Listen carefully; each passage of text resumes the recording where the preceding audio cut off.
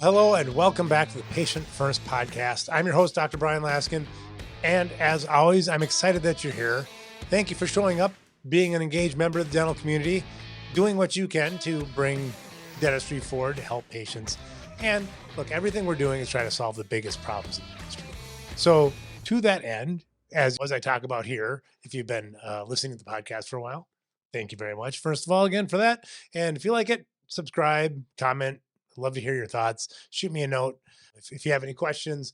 But as we've talked about before, I go to a lot of meetings. I'm coming off about, I think, 8 weeks out of the last 9 I've been traveling.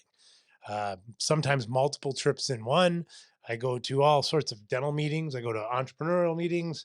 Every once in a while, there's a family trip in there, right? But for the most part, I've been traveling for work for the last couple months. And it culminated last week in New Orleans, where I went to the ADA standards meeting. So this is where everybody in the ADA standard meetings get together when they can and talk about standards and talk about what's going on. And I think that standards are under leveraged in dentistry. So I spend hundreds of hours of my time and tens of thousands of dollars every single year, probably more. I don't even want to add it up on standard development.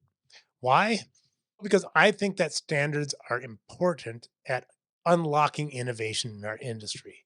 Our industry has been choked by archaic technology. And it's not just because dentists are too conservative to incorporate new technology.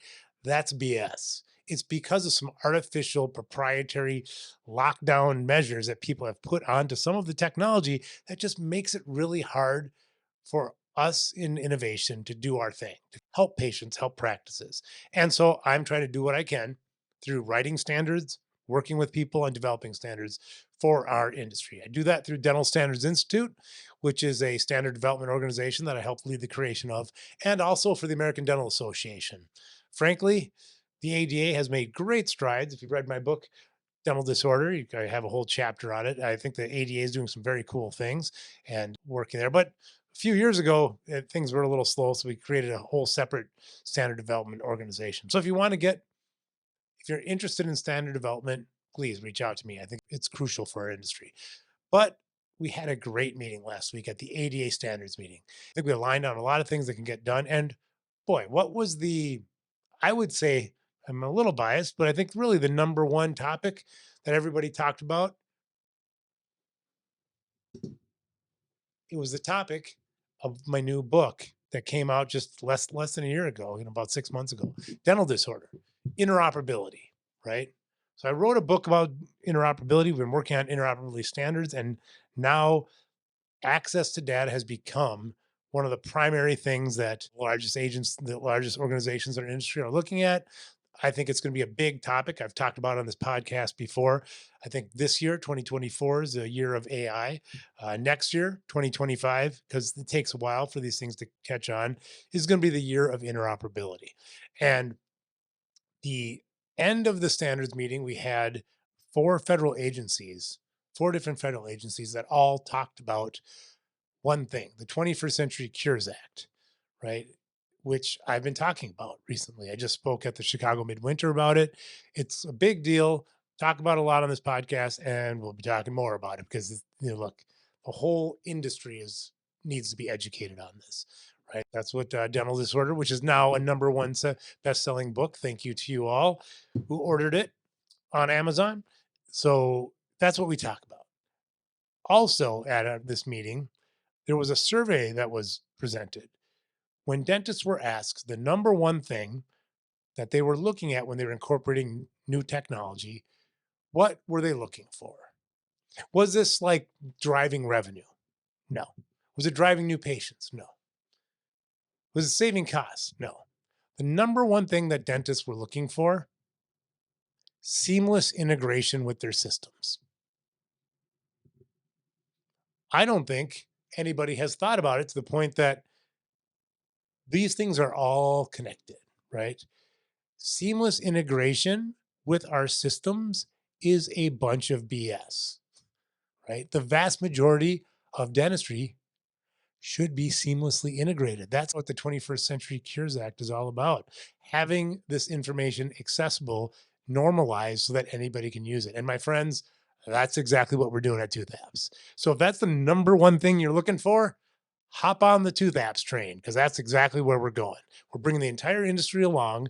So the entire industry will be seamlessly integrated through standards that take archaic systems that you are using today, you plug them in, and we just make them work, right?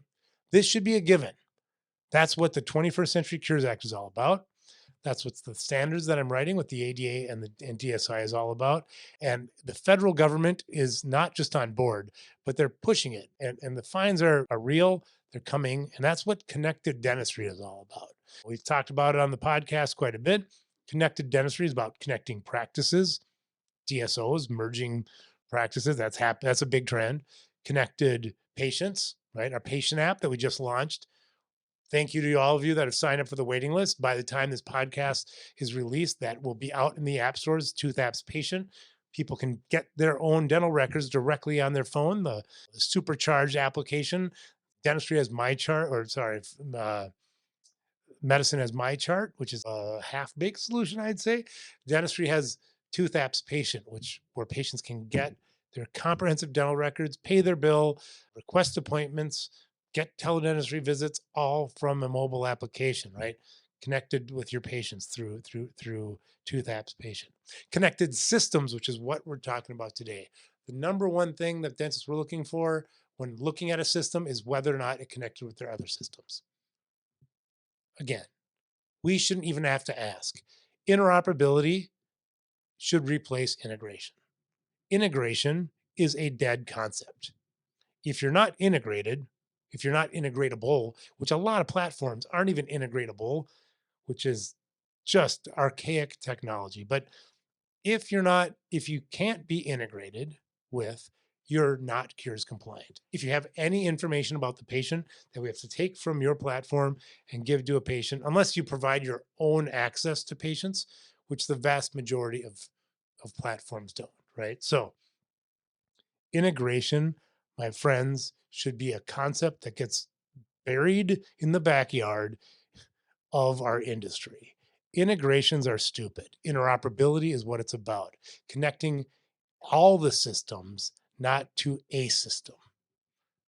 That's required by federal mandate, and let's get our industry there as soon as possible. To recap, standardization, interoperability, the Cures Act and HIPAA compliance and all of this stuff swirls together to create connected dentistry. And that's what it's all about.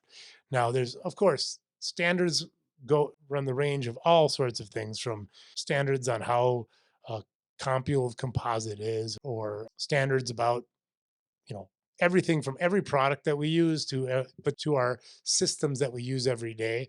And there's a massive gap in interoperability. And that's really what I've been working on for the last 2.5 to 3 years now, is how do we connect all of our sister systems in a standardized way, connect dentistry to medicine while also maintaining the autonomy of our great industry. Because we all know if we just become a subset of medicine, it's not going to be good for anybody but health insurance companies.